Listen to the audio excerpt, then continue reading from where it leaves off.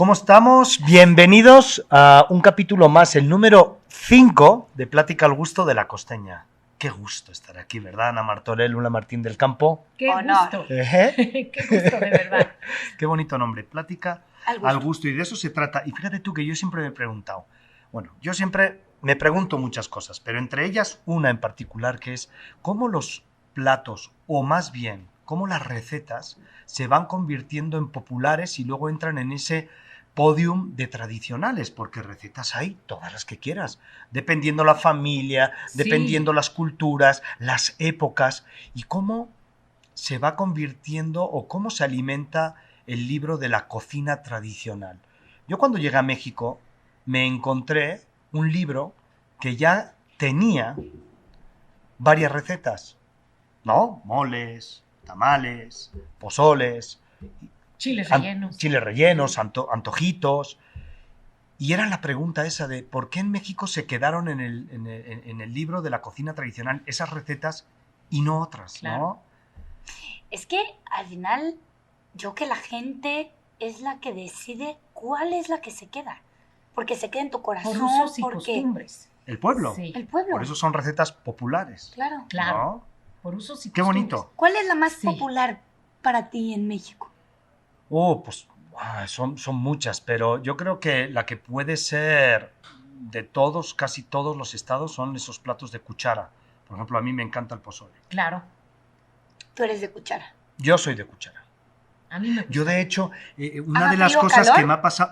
Haga frío o calor. Haga frío o calor. En la playa pides sopa. Pues no soy tanto de playa, soy más de monte. Sí, entonces no tengo tanto problema. Pero fíjate tú que incluso yo estuve pensando, bueno, sigo pensando, y además es una idea de montar un restaurante que se llamara Cuchara. Por decir algo, ¿no? Y que entraras y que claro, no hubiera ni tenedor ni cuchillo, que solo fueran cucharas y platos de cuchara, ¿no? Yo prefiero comer con cuchara, aunque no sea un caldo, te lo juro. ¿En serio? Pero completamente, mi huevo de la mañana, lo que sea con cuchara es mucho mejor, porque así, pero 100%. Yo también, y tenemos casi la misma edad. ¿Qué será, Lula? ¿Qué será? ¿Eso? Pues, yo a lo mejor no es mi costumbre la cuchara. Yo prefiero tenedor. Si hay un postre que puedes comerte cuchara o tenedor, siempre me iré por el tenedor. No, para mí la cuchara demuestra que detrás hay un plato reconstituyente, hay un plato súper equilibrado, hay un plato que al final es la gran fórmula de igual a dieta, que para mí la palabra dieta es un estilo de vida. Claro. Entonces, tú cuando quieres realmente estar bien contigo mismo en equilibrio, necesitas todo tipo de nutrientes, y en esos platos de cuchara estoy seguro que los encuentras, y el pozole es uno de ellos, ¿no? Aparte cuchara es calor, ¿no? Es claro, calor de hogar, no nada más calor de que va a ser caliente, ¿no? Detrás de la cuchara hay un guisandero, hay una guisandera. Detrás de la cuchara hay una persona con un título maravilloso de la gastronomía, que para mí es el sumum de la gastronomía, es llegar a saber guisar. Para mí es la técnica más difícil.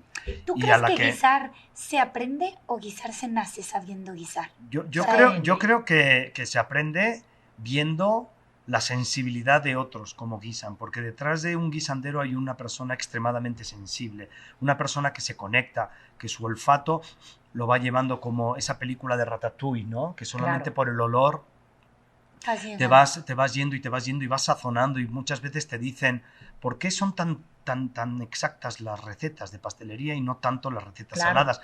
Porque las de pastelería detrás hay gente más matemática, más exacta. Los jóvenes cuando empiezan la carrera de gastronomía les gusta más enfocarse en lo dulce porque aparentemente cometes menos errores, ¿no? Es by the book. Pero ya cuando entras en el mundo de lo salado, en el mundo de la incertidumbre, en el mundo del guisar, de la es imaginación. Como, eso, es como de... Y de prueba y error, ¿no? Que vas echando, vas volviendo a echar, vas y dices, así quedó, ahora vuélvelo a hacer. Por eso, claro, te encuentras con las recetas de los pozoles y entre latitas, pizcas, tacitas y puños, dices tú, wow, pues era la manera que te podían documentar una receta, ¿no? Y la pizquita de quién, ¿no? Claro. Si es de tu abuelo, que tenía unos dedos gigantes, una pizquita de orégano, que dices, ¿qué será una pizquita? Qué bonitas son esas recetas, ¿no? Ya ahorita todo es tan en gramos, puntito. Estandarizado. Estandarizado todo, pero las de allá que cocinaban al final con el alma. ¿no? Sí. Totalmente. Echando y según te sintieras ese día y nunca sabía igual. Que agregues, no sé, o que lo dejes cocinar durante 3 rosarios. Claro, o sea, así es. Como durante 3 rosarios. La cantidad, la unidad de tiempo es maravilloso en las recetas, ¿no? Y sobre todo, una de las cosas que a mí me sorprendió es que cuando yo entré a estudiar gastronomía, yo estudié a estudiar gastronomía tradicional vasca. Y yo pensaba que estaba estancada, que era fija, que la tradición no se movía. Y luego te vas dando cuenta de que pues, la lógica es aplastante y que la tradición, claro que evoluciona. Porque nosotros, nuestra tradición, que es una palabra o una pregunta que nos tendríamos que hacer, que es, ¿tu tradición de qué año es? Ponle un año a tu tradición. Y la gente dice, ¿cómo que le ponga un año? Sí, ¿tu tradición qué es? ¿Tú comes de antes de Cristo? ¿Tú comes comida de antes ¿De cuándo? No, pues mi tradición es pues de tu niñez. Claro. De tu niñez. ¿No? Entonces la tradición evoluciona porque al final pues acaba siendo lo que comes de tus padres, abuelos, bisabuelos, pero un poquito más allá no creo que, ¿no? Menos estas recetas tradicionales que han pasado y se han quedado, ¿no? Como el pozole. Como el pozole. O sea, nosotros no comemos hoy en día un pozole prehispánico, comemos un pozole ya, pues más actual, ¿no? Claro. Yo eso es algo que me he preguntado mucho, por ejemplo, ahorita que justamente la cocina mexicana acaba de cumplir 10 años que se proclamó Patrimonio Intangible de la Humanidad, te entran estas preguntas, ¿no? Fue un reconocimiento que le dio la UNESCO porque es una cultura ancestral que sigue viva hoy en día y la UNESCO lo que quiere proteger es que siga viva esta cultura ancestral. Pero tradiciones, como dice Miquel, ¿de qué año? Entonces, esta declaratoria se basó en el paradigma de la cocina michoacana, obviamente prehispánica, que es la que se quiere mantener viva hoy en día. Entonces, ¿cuál es la cocina mexicana tradicional? ¿La prehispánica o la virreinal? Entonces, ya, porque de alguna manera los historiadores lo dicen, los antropólogos y demás, y hay que ponernos de acuerdo, porque si no, la historia es de quien la cuenta al final. Claro, totalmente. Pero tenemos que de alguna manera tratar de ser claros con lo que queremos comunicar, porque entonces lo que hoy se conoce como cocina mexicana tradicional es justamente la que nace en el virreinato, en esta fusión de la cultura prehispánica con la cultura española. Y tiene muchísimo ver con muchos rituales, por eso hay tantas celebraciones alrededor de nuestra cocina. Esta es otra de las cosas que la UNESCO y que esta declaratoria quiere proteger. Por ejemplo, la guelaguetza. Hace ratito en el capítulo anterior hablábamos de la mayordomía. Hoy la mayordomía, por ejemplo, en la Ciudad de México, creo que en pocos lugares como Xochimilco sigue viva y sigue existiendo. Y qué bonita es, ¿eh? Pero es un respeto gigante. Y es parte de sus usos y costumbres desde siempre y de toda la vida. Por ejemplo, Chiapas, que es otro lugar donde sigue también manteniendo la cultura ancestral viva. ¿Qué tal cuando visitas? Desde cómo hablan, ¿no? O sea, ellos tienen chamula. No sé, por ejemplo, en San Juan Chamula es una etnia pura, no se han cruzado con otras razas. Y eso ya hoy en día es muy difícil de encontrar. Y tú vas y los visitas y hasta sientes que eres medio invasor, ¿no? Porque 100%, llegas, no te sientes parte de... No, para nada. Y sabes que ahí entendí cómo el español al final ahí nunca llegó a conquistar, ¿no? Porque tienen su iglesia católica por fuera, pero cuando entras... El sincretismo. O sea, al final no hay nada, ¿no? Es increíblemente... Entonces, si hablas de moles, por ejemplo, un mole, claro que data desde tiempo prehispánico, porque tiene que ver, mole viene de la palabra muli, en náhuatl, que es moler. Entonces, todo lo que se muele es un mole. Hoy nosotros lo conocemos como una salsa. Si lo tenemos que explicar de alguna manera, ¿no? Claro. Porque si no, ¿cómo? Y hoy en día mucha gente cree que el mole es el mole poblano, el mole oaxaqueño. Pues tú que eres amante de los moles, Ana, ¿cuántos moles haces tú? Sí, no, bueno, a ver. ¿No? O sea, y hay diferentes clasificaciones. Entonces, si habláramos de la clasificación de Ana Martorell, pues existe esa clasificación. Si habláramos de los oaxaqueños, ellos tienen diferentes moles, que son 9, que es el amarillito, el colorado, el negro, etcétera. Los poblanos, pues es más bien el rojo, ¿no? Y hay diferentes clasificaciones que también hoy en día creo que es importante que estén documentadas, porque no sé si les pase a ustedes. Creo que tú dijiste ahorita que, Miquel, que te metiste a estudiar cocina tradicional vasca, pero también me imagino que has de haber llegado a un punto donde te enseñaron las bases francesas, como a ti, como a mí. ¿O no era así en España? Porque sí, todos bueno, los cocineros nosotros, hablamos ese idioma. al ser frontera con Francia, obviamente la gastronomía vasca se influenció mucho y era casi pues un afluente, ¿no? Un río que iba directito, ¿no? Entonces nosotros, de forma implícita, cuando hablamos de cocina tradicional vasca, pues muchas de las técnicas son afrancesadas, ¿no? Pero una de las cosas que a mí me comentaron en la gastronomía vasca es el gran maestro Luis Irizar y que se aplica para México y para el mundo entero es, si tú quieres saber si un país tiene una gran gastronomía, fíjate en sus salsas, siempre, sí, como el mole. Salsas. Es que si un país tiene muchas salsas, tiene una gran gastronomía. Eso es como para los jóvenes también que sepan que eso es un punto a tomar en cuenta. Entonces, claro, tú llegas a México y dices, ¿cómo? ¿Entonces México es una gran gastronomía? Pues México para mí ya no es una gastronomía que tenga que andar compitiendo con otras. México ya tiene el título de gastronomía honorífica. Es decir, yo siempre he dicho que México es una gastronomía nodriza, claro. que se dedica está por encima del bien y del mal. Es de las grandes gastronomías del mundo, como la francesa, como la china. O sea, habrá 4 o 5 las del Medio Oriente. Estas 4 grandes familias o 5 grandes familias de gastronomía, México hace parte de ellas. Y todas las demás gastronomías del mundo, cientos, miles, se alimentan de esas, de sus historias, de sus culturas, de sus viajes, de sus técnicas, ¿no? Es muy diverso. Y cuando tú agarras de repente el mole, el pozole, que dices tú, bueno, el pozole es un guiso, sí, pero bueno, vete rascando, vete quitándole capa tras capa tras capa. Cuando llegas al proceso de nixtamalización, ahí te detienes. Sí. Y entonces dices, claro, hay una técnica espérame. O sea, una cosa es hacer lentejas y otra cosa es nixtamalizar el grano de un maíz para ablandarlo. Y dices tú, bueno, esas personas con esa inteligencia, con ese poder de observación, porque la inteligencia es de los que saben observar, ¿no? Y que de repente decidieron que con las cosas naturales podían fijar pinturas, colores, ablandar cáscaras duras pues, como del maíz y de repente crear algo que era delicioso, ¿no? Y que luego pues lo que tenías que hacer era pues el sentido común del equilibrio, ¿no? El grano con la verdura, con los chiles, con la proteína y de repente cuando estás comiendo estos platos de cuchara dices tú, wow, esto sí me está alimentando. Sí, es completo, claro. Y sabes que te está alimentando porque cuando acabas de comer un pozole, eres feliz. Uf, ¿cuál te gusta más? ¿El verde, el rojo o el blanco? Rojo con pollo. O sea, el rojo de pollo, pero que tiene que picar, o sea, real. Bueno, a mí sí me gustan todos.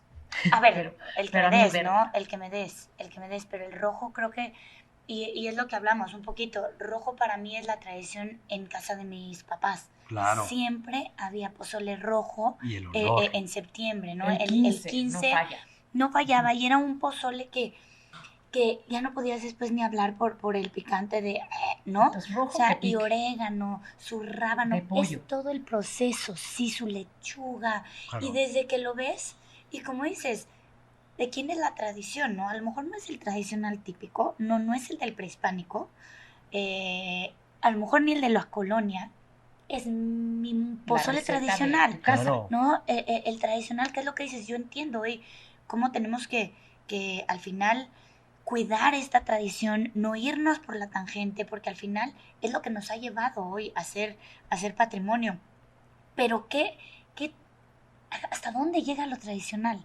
¿Hasta dónde puedes tú meter tu cuchara?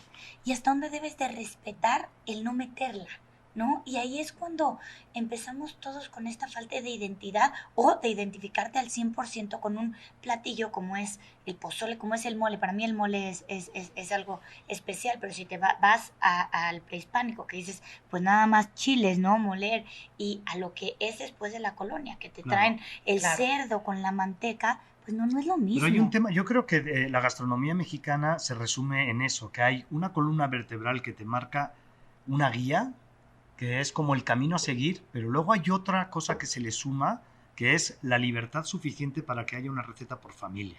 Totalmente. Creo que en la cocina mexicana está muy marcado. Sabemos que todos venimos del maíz, el frijol y el chile. Esa es nuestra base. Sin embargo, por ejemplo, yo, la verdad, me tocó, cuando ya había yo terminado de estudiar, Ya tenía yo mi primer restaurante y de repente alguien me preguntó un día, oye, ¿qué chile lleva el mole oaxaqueño? Hoy sé que es el chilhuacle, pero en ese tiempo yo no tenía idea. O sea, yo así dije, no es posible que sepa la clasificación de las salsas madres, hablar de una glace, de un demi-glace, de una bechamel, de todas estas técnicas francesas, que es el idioma universal para los cocineros profesionales, y no tenía idea de qué chiles llevaba el mole oaxaqueño o el poblano. Entonces fue cuando dije, no, pues me tengo que meter a estudiar, porque esa es una realidad, que en México aprendemos mucho de manera más empírica, de lo que te platican, de lo que visitas, el de dime lo que direte, vives. Claro, y vas la viendo. observación, la plática callejera, claro que sí. Y ahí es donde dices tú, bueno, qué maravilla que los franceses hayan documentado. Claro. Y también por el otro lado, pues te encorsetan y ya no puedes tener tanta movilidad, claro, porque a la mínima ya es, pero eso no es así. Y en un mundo donde México tiene tantas latitudes, tiene tanta biodiversidad, que México al final es un resumen de esa diversidad, de que todos somos diferentes. Sí. Entonces sus recetas al final es el reflejo de lo que somos. Sus recetas es, yo sé que el pozole no lo vas a hacer con frijoles ni con lentejas. Oh, sí. Pero, ¿por qué no? Bueno, pero al final no tú pozole. puedes echarle igual otra proteína. No, pero mira, es que esto yo lo aprendí, por ejemplo, con el maestro Yuri de Gortari, que para mí es de los más, obviamente, tradicionales y kosher y extremo y demás.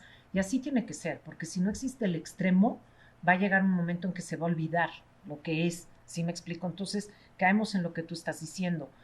¿Y qué importa si pones lentejas o frijoles? Claro que qué importa, al final es tu receta y tú la puedes evolucionar, pero si no está el contrapeso que te sigue diciendo lo que es el origen, no, la etimología del nombre pozole, ¿no? No, entonces ya no es pozole, es, por ejemplo, Yuri dice que la técnica de nixtamalización, y es un maestro, y no es de que yo le crea a Yuri, o sea, uno va con Yuri porque es el maestro. Claro. Muchas veces no sabes a qué árbol te arrimas. Y es bien importante saber a qué árbol te arrimas, porque si nada más te arrimas al internet, pues entonces te conviertes en una persona de internet, que yo me he dado cuenta que hay muchísimos errores. La información es muy que no son por lo mismo, porque acaba una información ahí de alguien que interpretó, pero el maestro original, el que se hizo de verdad, no nada más el internet, investigando, visitando, aprendiendo de los otros maestros, entonces caes en un error. Yo, por ejemplo, ahorita con el Festival de Morelia en Boca, Ana María Arroyo dijo, vamos a hacer un clemole, y me quedaba claro que era un mole, pero clemole de dónde y por qué y de dónde. Entonces lo primero que hice, porque es lo más próximo, el internet, y me di cuenta que lo que yo encontré en el internet con lo que Ana María me enseñó era completamente otra cosa y diferente. Entonces agradecí que Ana María me lo enseñara, porque Ana María lo ha hecho de visitas, etcétera, ¿no? Entonces, ¿y qué es un clemole? Un clemole es un mole verde, es parte de la familia de los moles verdes. Yo lo busqué en el internet y decía que era un plato de cuchara, y no, es más parecido a un pipián verde, se hace con diferentes semillas. Aquí lo hicimos con pepitas, pero en realidad, ¿ya ves el guaje? El árbol que tiene el guaje y que tiene estas semillas, se hace con ese, porque las semillas lo que hacen pues es espesar, y ya ves que los moles tienen que tener esta consistencia espesa, ¿no? Entonces, buena pregunta, ¿qué es un clemole? Porque como yo le aprendí a Ana María, pues yo me siento segura de decirte. Claro. Pero quién sabe en realidad. Claro, o sea, totalmente. ¿no? Y bueno, volviendo, por ejemplo, al tema de cuando aprendí con Yuri, algo que me enseñó Yuri es el tema del rigor. Entonces, un maestro sí tiene que tener rigor. Y si tú quieres ir con la bandera de hacer comida mexicana de alguna manera tradicional, tienes que pues respetar tienes que tener rigor.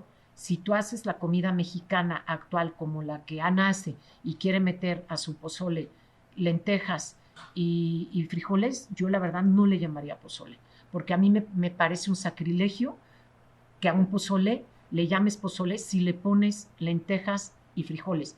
Yo le llamaría el guiso de Ana, lo que tú quieras. El frisole. Y nace como la fideuá. 100%. No, y nace de un pozole, pero no le puedes llamar pozole. Vuelvo a repetir lo que decía Yuri. La técnica de la nixtamalización es nada más para el maíz. Hay dulces como el dulce de papaya que se hace en Yucatán, o la chirimoya, que también se usa la cal viva y se utiliza la misma cal para nixtamalizar, nada más que para frutas. Y eso no es la técnica del nixtamal. El nixtamal es nada más para el maíz. Entonces, Yo salgo con Yuri y me pongo muy nerviosa porque llega de repente Alan Méndez, el hijo de Celia, y le dice, maestro, le traje un postre de papaya nixtamalizada. Eso no es él. Y le pone unas regañadas. Yo ya no sé ni por dónde esconderme. Esa es la personalidad de Yuri. Tiene la autoridad, tiene la edad. Claro, es una gran se ha ganado el respeto. Que en el fondo tiene razón. No le puedes llamar pozole a un guiso que lleva frijoles y lentejas. Totalmente. Oye, ahora que dices del nixtamalizado, no sé si fuiste ahora que fuiste a Chiapas, pero el mejor lugar, sin duda, donde he comido en mi vida, en casa de Doña Juana. No fui. No, tienes un comal gigante donde ellos nixtamalizan su maíz y te dan tortilla hecha a mano que van poniendo en su fogón con solamente frijoles, salsa, una salsa que te puedo yo decir, y queso Chiapas. ¿Qué más quieres? Qué rico.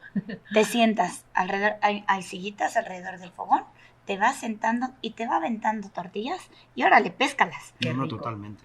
Te lo juro por Dios. Yo.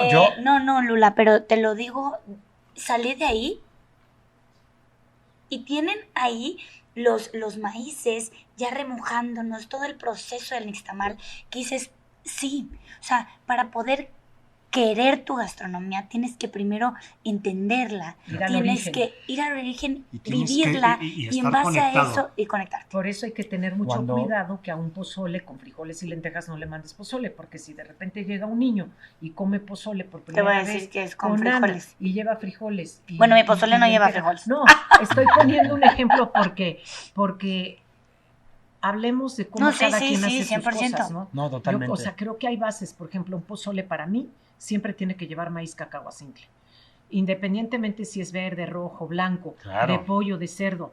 ¿Quién ha comido pozole de res? Bueno, no sé si nadie. Yo el otro día para el 15 de septiembre hice pozole de res, que no es la tradición, pero sigue teniendo el maíz cacahuacintle y aclaras que la proteína se puede cambiar.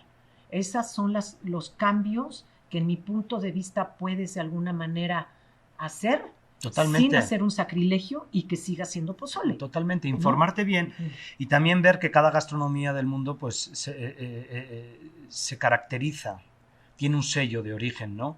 Para mí también hay una parte importantísima dentro de la gastronomía mexicana que es la mística, ¿no?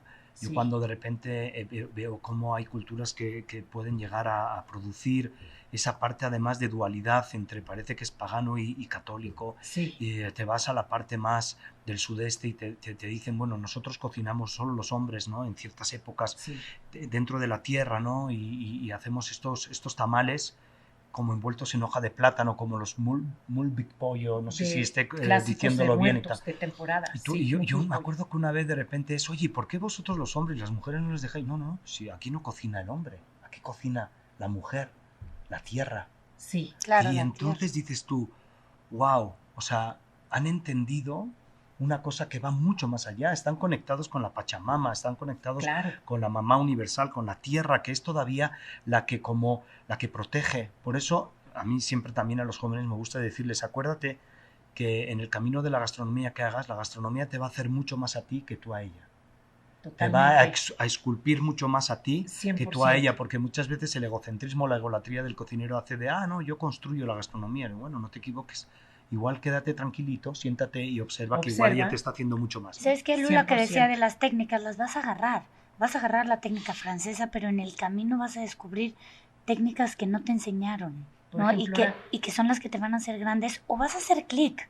O sea, nosotros, Lula y yo, porque hicimos clic con la gastronomía mexicana y tú con tu gastronomía española, pero sí, yo conozco mexicanos que hacen clic con la gastronomía peruana, ¿no? Llega un momento en el que tú te identificas con técnicas, con sabores, y en ese es en el que vas a seguir tu camino, tus técnicas, y vas a encontrar esos sabores que a ti te llegan por algún lado. Y que sí, al final la técnica del corte que nos enseñaron, creo que a los 3 en la escuela, en mi papá, todo eso, te dan las bases. No es que sea tu gastronomía como tal, ni la técnica de la misma, pero es la técnica que te va a ayudar a hacer cualquier otra. Sí, y lo que dices, Miquel, 100% la gastronomía te hace a ti.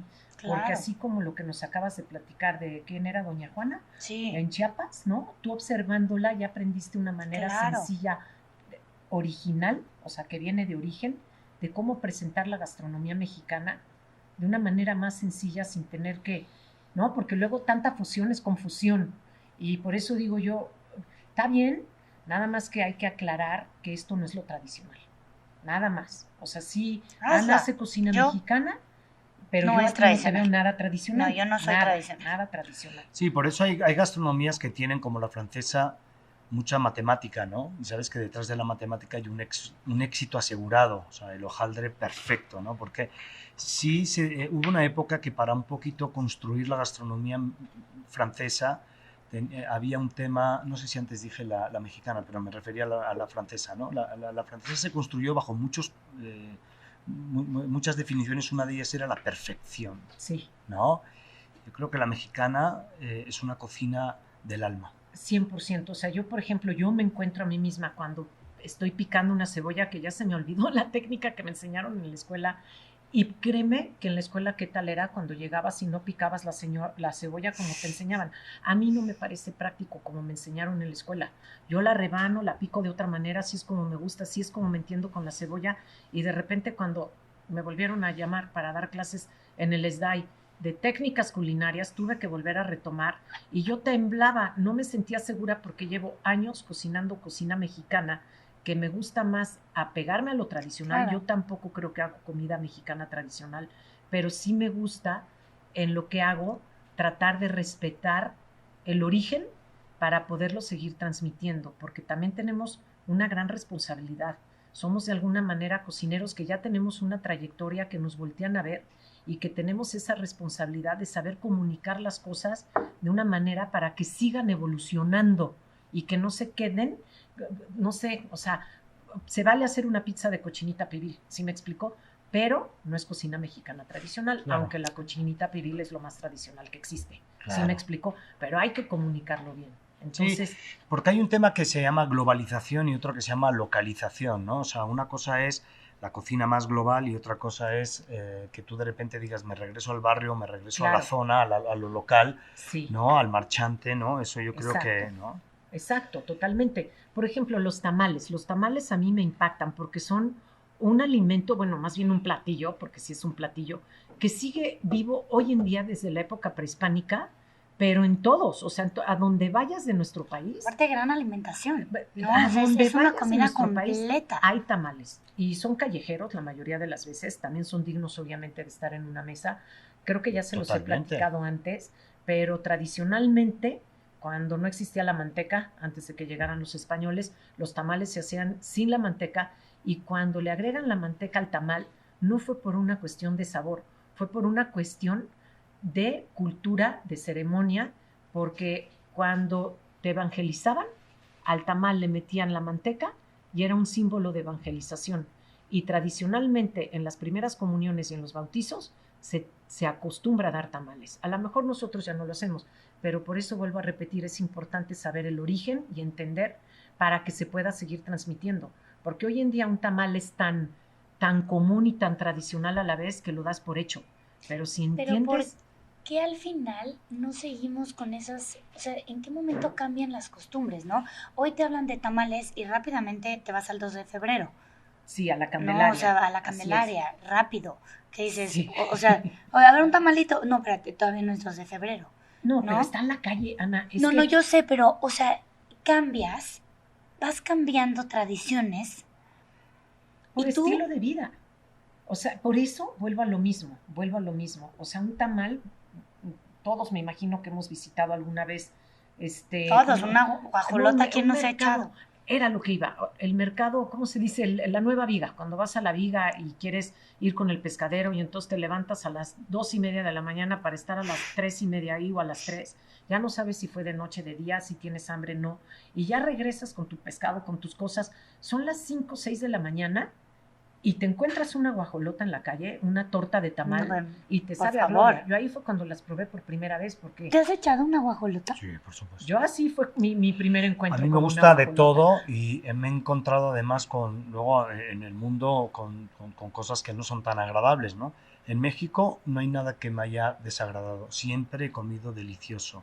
Y esas combinaciones que a veces son como en plan, oye, pero carbohidrato con carbohidrato, que pareciera ser así, tienen un sentido, tienen un sentido de ser, porque al final son épocas de más necesidad, donde hay gente que necesita esa carga, ¿no? Y ahí es donde tú puedes dosificarte, es decir, bueno, de forma natural me puedo dosificar y ahora en mi manera de trabajar o las horas que meto en el día o mi cuerpo necesita un poquito más de punch, pues ahí es donde te puedes meter una fórmula como esa de guajolota, ¿no? Los tamales y los guajolotes, las guajolotas al final, ¿a qué hora están en la calle? O sea, si te fijas, 5 de la mañana, o sea, en la madrugada. ¿Por qué? Porque es para la gente trabajadora, ¿no? Que necesitas ese exceso calórico, porque sales de madrugada, porque sales con mucho... Es lo que apeteces. Es lo que te da y lo que necesitas, totalmente, ¿no? Lo mismo que decías, porque en zonas frías es mucho la comida de cuchara, porque en México tienes tanto, ¿no? La comida con, al final, carbohidrato, ¿no? Y yo que soy, por ejemplo, de España, siempre pienso en cómo la cocina mexicana puede llegar a viajar. Y para mí es fundamental, ¿no? El pensar, porque el alimento viaja mal. Sí. Normalmente la técnica viaja bien, pero el producto viaja mal, Estoy de acuerdo. Pero ya igual hoy en día puedes llegar a tener productos que ya están hechos de origen y esos productos los puedes llevar. Yo, pues, por ejemplo, cada vez que voy a España y tengo que llevar alimentos, y me los piden además, oye, cuando vengáis siempre vamos a armar una cena o 2 o 3 de estas típicas mexicanas, y saben que es un folclore, ¿no? Donde vas no solamente a comer rico, sino a tomar rico y a cantar rico. Vas a poner rancheras y vas a poner música colores, y colores, ¿no? Pero y ahí siempre... ¿Con qué viajas? Pues yo siempre, la verdad, desde hace muchísimos años con la costeña, me asegura el poder tener esos aromas, esa tradición metida en un recipiente que viaja bien, porque si no me va a costar un poquito más el llegar al país de origen y decir, bueno, voy a intentar buscar el mismo picor, el mismo aroma, el mismo sazón. Esas cosas tienen que salir de localización para que se puedan ir a la globalización, ¿no? Y tienen pozole, mole y tamales. A ver, justo ahora que lo dices, fui hace unos añitos, 2, 3 años, a pasar el grito en España, en Madrid, y justo me decían, pero échate un pozole, ¿no? ¿Cómo? Oye, fui pozole rojo, la costeña, pero es el todo, es el grito, es el folclore, tú lo acabas de decir, ¿no? Y el que les puedas dar ese sabor. Sin tener los ingredientes allá, porque no es tan fácil, o sea, no totalmente. El pozole, el maíz cacahuacintle, no te lo vas a encontrar, el chile, o sea, todas esas cosas que no puedes, sí, la verdad se agradece que hoy en día puedas tener esos sabores a través de una gran marca que respetada, que sabes que el sabor va a ser este sabor que va a conquistar los paladares a mí me encanta, vayas, ¿no? Y lo digo como español, a mí me encanta que no solamente es cocinar por cocinar, es una empresa que lo que está metiendo dentro es tradición y lo que está metiendo dentro es esencia, y tú ya estás viajando con esa esencia. Y yo lo he visto en la cara y en el semblante de mis amigos y de mis familiares de allá de España, que cuando lo huelen dice, wow, huele a México. Y dices, tú ves, ahí está el éxito asegurado, ¿no? Sí, la complejidad de un mole en un frasco, oye, qué maravilla, la verdad, porque hoy en día, honestamente, si somos bien honestos, en el restaurante, claro que es viable hacer un mole, porque para eso nos dedicamos, ¿no? Para cocinar, pero en tu casa, pues hay que ser prácticos. No, y cruzando fronteras, Lula, que no lo vas a encontrar, pues, claro, ¿no? Y como totalmente. Yo les dije, yo fui a Beijing, y de repente en Beijing ahí estaban en la tiendita los chiles y muchos productos de la costeña, y no nada más me emocioné, sino que dije, ay, qué padre que puedo tener un poquito de nuestro sabor. Eso quiero decir, yo que voy a Estados Unidos alguna temporada, que llegas y dices, ay, lo tengo aquí, ¿no? Sientes a tu México cerca porque tiene su sabor, porque lo que primero empiezas a extrañar es ese sabor, que es lo primero que haces aterrizando en México de cualquier viaje, unos taquitos al pastor, ¿no? O sea, ese es el sabor que extrañas, el sentirte en casa, el sentirte en México, es ese apapacho que necesitas de tu país. 100%. Oye, chicas, ya llegamos al final de ¿tan rápido? Pues sí, de este capítulo. No, yo no quiero. ¿Y cómo es ese dicho que se dice en México? Esto es de chile, mole y ¿no? Pozole. Pues aquí es de pozole, mole y tamal. Me parece perfecto.